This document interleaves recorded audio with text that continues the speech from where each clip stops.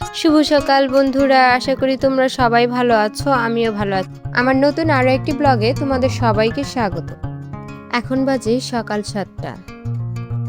সকালটা শুরু হয় আমার একটু অন্যরকম ভাবে। আমি জানালার ধারে দাঁড়িয়ে একটু দেখি বাইরের মানুষজন কি করছে, বা পশু পাখি অনেক কিছুই থাকে যেগুলো দেখলে মানুষের মন এমনিতেই ভালো হয়ে যায়।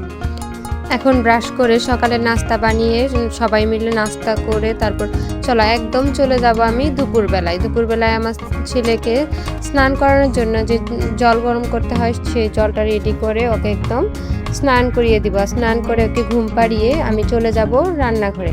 প্রথমে ওর খাবারটাকে আগে আমি বানিয়ে নিচ্ছি। ওর জন্য আজকে আমি বানাবো খিচুড়ির জন্য চাল ডাল ভিজিয়ে রেখেছিলাম, সেগুলোই প্রেসার কুকারে দিয়ে দিলাম, আর সাথে কিছু সবজিও দিলাম, পুঁই শাক, আলু আর একটু মিষ্টি কুমড়ো দিয়ে প্রেসারে সিটি দিয়ে নেব। তারপর দুপুরে যা যা রান্না করবো সেগুলো আমি কেটে রেডি করে একদম গুছিয়ে নিয়েছি। গুছিয়ে এখন ছেলের খিচুড়িটা হয়ে গেছে, সেটাই আমি নামিয়ে নিলাম। তারপরে এই তো প্রথমে আলু ভাজিটা করে নিব। আলু ভাজিটা করে নিচ্ছি।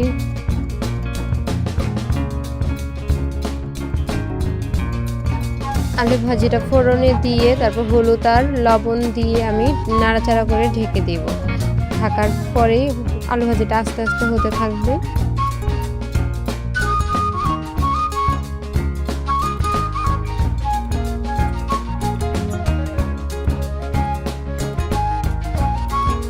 তারপরে এই যে টুক করে আবার আমি মাঝখানে এসে দেখছিলাম আমার ছেলে মেয়েগুলো ঘরে কি করছে। আমার ছেলেটা ঘুম থেকে উঠে এই যে তারা দুই ভাই বোন মিলে খেলাধুলা করছে, টিভি দেখছে। আমি যখন কাজ করি তখন আমার মেয়েটা আমার ছেলেটাকে এইভাবেই দেখে রাখে। তারপরেই তো আবার রান্নাঘরে চলে আসলাম, বাদ বাকি রান্নাগুলো করে নিলাম। আজ একটু আমের চাটনিও বানিয়েছিলাম। তারপরে এই যে দেখো আমার রান্নাগুলো ফাইনালি কমেন্ট করে জানিও কেমন হয়েছে। তারপর দুপুরবেলা একদম ফ্রেশ হয়ে এসে আমার হাজব্যান্ড আর আমার মেয়েকে প্রথমে যে হাত ধোয়ার বাটি, লবণ, জল আর বাটিটাও বিছিয়ে নিয়েছিলাম। এখন ওদের দুইজনের দুইটা প্লেটে এনে আমি দিয়ে ডাকছিলাম আমার মেয়েকে আর আমার বরকে যে আসো খেয়ে না। তারপর আবার ওদিকে শুধু ঝড়ের শব্দ। তারপর দৌড়ে গেলাম বেলকনিতে, আর গিয়ে দেখি বাতাসে চারদিকে সব কিছু উড়ে যাচ্ছে। এই দেখো গাছের পাতাগুলো কেমন নড়ছে, নিচে কচু গাছ।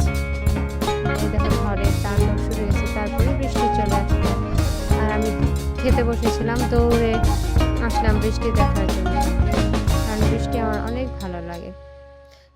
ধন্যবাদ, তোমরা সবাই ভালো থাকবে আর একটা লাইক করে দিও।